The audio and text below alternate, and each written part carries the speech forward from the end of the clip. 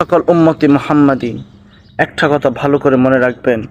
দুনিয়ার মধ্যে আপনার মা বাপ, আপনার আত্মীয় স্বজন, পাড়া প্রতিবেশী, আপনার বন্ধু বান্ধব সকলেই আপনার আপন হবে, সকলে আপনার সঙ্গী হবে। কিন্তু আপনি যখন মৃত্যুবরণ করবেন, আপনাকে যখন আপনার এলাকাবাসী, আপনার ভাই বোন, আপনার আত্মীয় স্বজন, আপনার পাড়া প্রতিবেশী আপনাকে কবরে একাকী রেখে আসবে,